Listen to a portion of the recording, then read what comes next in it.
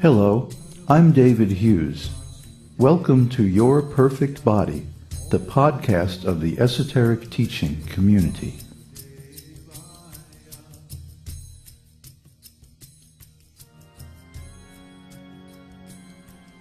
Today's selection is an essay entitled Face to Face with God.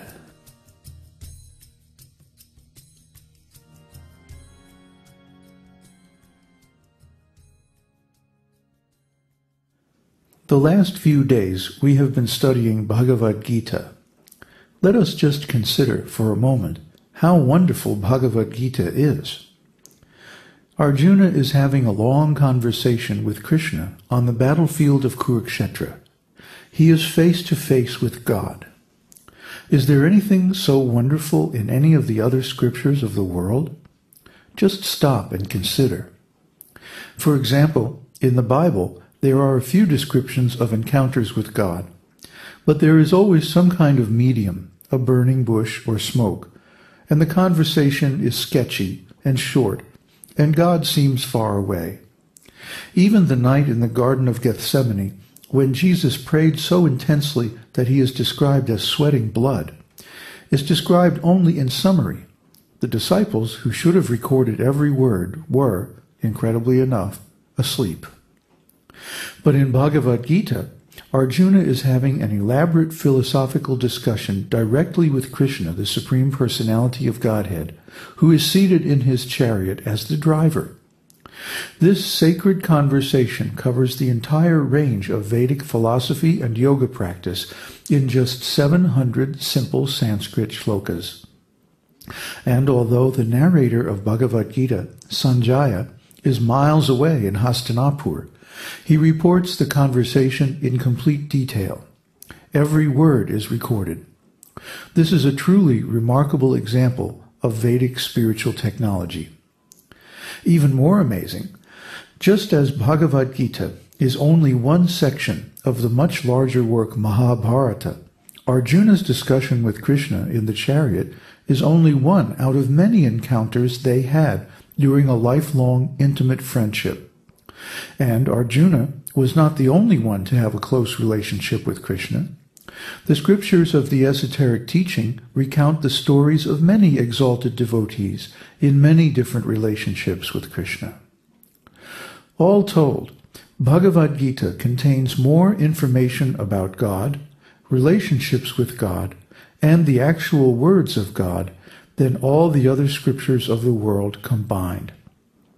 And the Bhagavad Gita is only a small introductory portion of the esoteric teaching. The esoteric teaching not only records the stories of these exalted devotees and their pastimes with Krishna, it also tells us how we can attain the same elevated state of consciousness. The esoteric teaching gives step-by-step instructions how we too can come face to face with Krishna and join him and his eternal associates in eternal, exciting, blissful adventures in the spiritual world. Adau Shraddha Tatu Sadhu Sango Tabhajana Kriya Tato Narta Nivritisya Tato Nishtaruchis Tata Atha Shaktis Tato Bhavas Tata Premana Bhyodanchati Sadhakanam Mayanam Premana Pradurbhave Bhavet Kramaha. In the beginning, one must have a preliminary desire for self-realization. This will bring one to the stage of trying to associate with persons who are spiritually elevated. In the next stage, one becomes initiated by an elevated spiritual master, and under his instruction, the neophyte devotee begins the process of devotional service. By execution of devotional service under the guidance of the spiritual master, one becomes free from all material attachment, attains steadiness in self-realization, and acquires a taste for hearing about the absolute personality of Godhead, Sri Krishna. This taste leads one further forward to attachment for Krishna consciousness, which is matured in bhava, or the preliminary stage of transcendental love of God. Real love for God is called prema, the highest perfectional stage of life.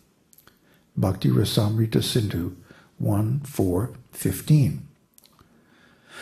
According to this very important shloka by Srila Rupa Goswami, the ontological architect of the esoteric teaching, the 9 stages of the spiritual path of the esoteric teaching are as follows. 1. Shraddha, preliminary faith. 2. Sadhu Sangha, association with the community of devotees. 3. Bhajana Kriya, accepting initiation and performing bhakti sadhana under the direction of the spiritual master teacher. 4. Anartha Nivritti, cessation of unwanted desires and activities, freedom from material attachment. 5. Nishtha, steadiness in service and self-realization. 6. Ruchi, taste for hearing about Krishna. 7. Asakti, attachment for Krishna consciousness. 8. Bhava, transcendental emotion, the preliminary stage of love of God. And 9. Prema, pure, the love of Godhead, the highest perfectional stage of life.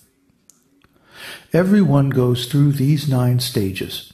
They are mileposts on the way from material conditioned consciousness to pure Krishna consciousness. The first stage is to develop preliminary faith in the message of the esoteric teaching. Without faith, we cannot do anything. Even to cross the street requires faith.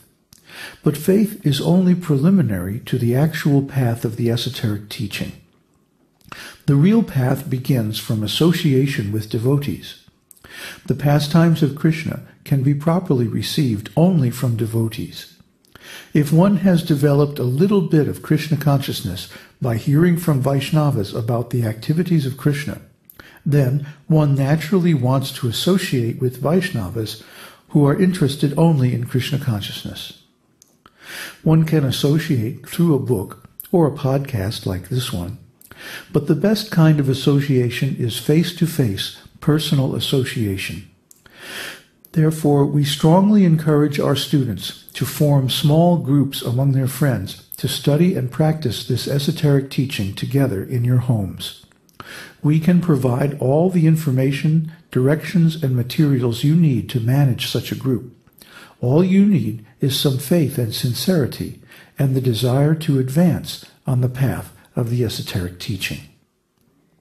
Sadhu Sangha, Sarva Shastrekaya, Lavamatra Sadhu Sanghe Sarva Siddhihaya. The verdict of all revealed scriptures is that by even a moment's association with a pure devotee, one can attain all spiritual success. Chaitanya Charitamrita, Madhya Lila 2254. Satam prasangang mama virya samvido bhavanti hritkarna rasayana kataha taj joshanad asvapavarga vartmani shraddha ratir bhaktir anukramishyati. In the association of pure devotees, discussion of the pastimes and activities of the Supreme Personality of Godhead is very pleasing and satisfying to the ear and the heart. By cultivating such knowledge, one gradually becomes advanced on the path of liberation, and therefore he is freed from undesirable material qualities, and his attraction becomes fixed. Then, real devotion and devotional service begin. Srimad Bhagavatam 3:25-25. By gradual advancement on the path of the esoteric teaching, one recovers one's latent transcendental relationship with Krishna. The end result of this cultivation of Krishna consciousness is that one gets to live on the same spiritual planet with Krishna, in a perfect, eternal spiritual body, full of spiritual consciousness, knowledge, and bliss. The successful devotee regains his eternal position in relationship with Krishna and gets to see Krishna face to face every single day. This position is sought after with great perseverance and effort by all the great sages and demigods. Savayam Brahma mahadvamrigya kaivalya nirvana sukhanubhutihi priya suhridva khalu matuleya atmarhaniyo vidikrit guruscha. How wonderful it is that the Supreme Personality of Godhead, the Parabrahman, Krishna, who is sought after by great sages,